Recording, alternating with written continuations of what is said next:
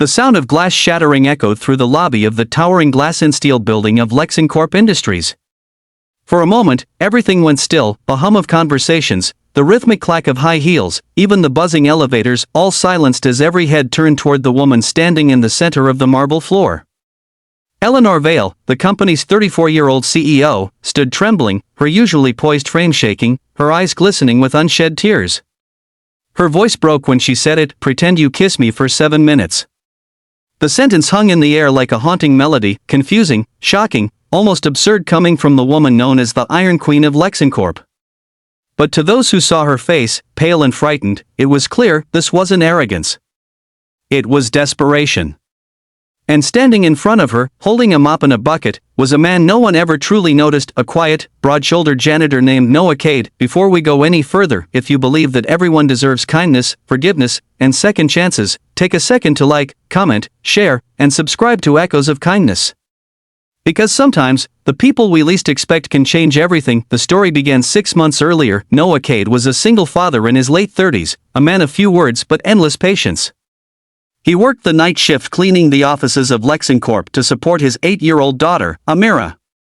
Life had not been kind to him. His wife, Mara, had passed away 3 years earlier from a rare illness, leaving him with nothing but hospital debts, a small apartment, and a daughter who asked every night if mommy could still see the stars. Noah's days started at dawn when he walked Amira to school, her small hand gripping his, and ended long past midnight when the city lights flickered over the empty office towers he cleaned. Eleanor Vale, on the other hand, was everything Noah wasn't: wealthy, powerful, admired, and feared. She had inherited Lexincorp from her late father and turned it into a global success. But success came at a price. Her personal life was empty. Her engagement had fallen apart. Rumors followed her everywhere, claiming she was too cold, too demanding, too broken to love. She lived in a glass penthouse overlooking the city, but inside, she felt as invisible as the people who cleaned her floors. Their worlds collided on a Tuesday morning when Noah found her sitting on the floor of the top-floor corridor, barefoot and holding her high heels in one hand. She looked lost. He had come to polish the hallway tiles, and when he saw her, he hesitated, unsure whether to speak. "You can go around me," she said softly, without looking up. But Noah didn't. He set down his mop and offered her a small paper cup of water from the janitor's cart. "You look like you've been running a marathon," he said quietly. She looked at him, surprised. No one at Lexincorp talked to her like that. He wasn't nervous or intimidated. Just kind. That was the first time Eleanor smiled in months. Days turned into weeks, and they began to cross paths more often, at night when he cleaned her office or in the early mornings when she came in before the staff. He would leave small notes on her desk that said things like, "Don't forget to eat today," or "Rain's coming, maybe skip the heels." She never replied, but she kept every note in a drawer. Noah didn't know that point. One day, Eleanor overheard her board members mocking him in the break room. "That janitor thinks he's part of the team," one of them sneered. "He's pathetic." Something in her snapped. She walked in, cold and calm, and said, "The man you're mocking is the only one in this building who actually sees people." And she walked away. From then on, her respect for Noah turned into something deeper, something she didn't know how to name. But fate, as always, had its cruel timing. Lexincorp was about to close a major deal with a rival company, Ardent Holdings. The CEO of Ardent, a man named Victor Renner, was known for being ruthless and manipulative. Eleanor had worked months for this merger, but Victor wanted more than a signature. He wanted control. And when she refused his personal advances, he threatened to sabotage the entire deal by spreading rumors about her. On the day of the final meeting, Eleanor walked into the boardroom, only to find Victor already whispering poison to her directors. Cameras and reporters had been invited under the pretense of a joint announcement, but it was a trap.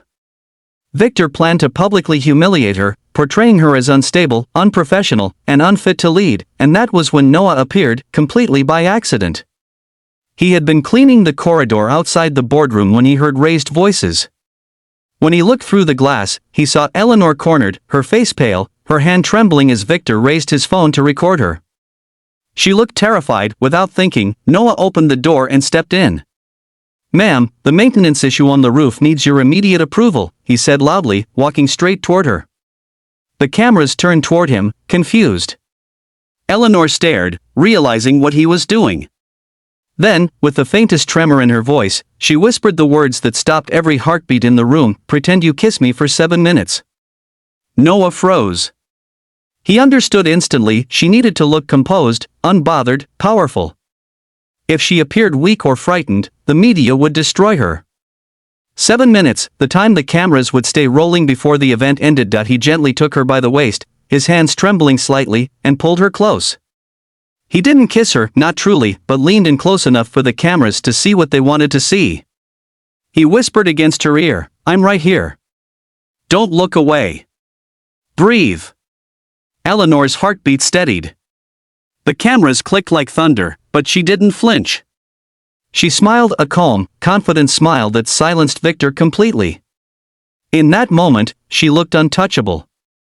And standing behind her, Noah looked like the one man who truly saw her, not the CEO, but the woman who had forgotten what it felt like to be safe. When the reporters left, Eleanor collapsed into a chair, tears streaking her mascara. "You just saved my career," she whispered. But Noah only smiled and said, "You don't need saving. You just needed someone to remind you you're still human." Word of the incident spread quickly. The photos went viral, the mysterious janitor and the powerful CEO. Rumors swirled, but Eleanor didn't hide. She held a press conference and said, "That man is not just a janitor. He's proof that integrity and courage exist in the most unexpected places." In the days that followed, Noah tried to avoid attention. He was never one for fame. But Eleanor wouldn't let him fade away. She found out about his daughter, about the bills, about the nights he went hungry so Amira wouldn't. Quietly, she arranged for Amira to receive a scholarship to the best private school in the city, anonymously, of course. But Amira was smart. She figured it out when Eleanor showed up at their small apartment one Saturday morning with a box of books and a shy smile. That day, Eleanor and Amira spent hours painting old flower pots on the balcony, laughing until the sun dipped low.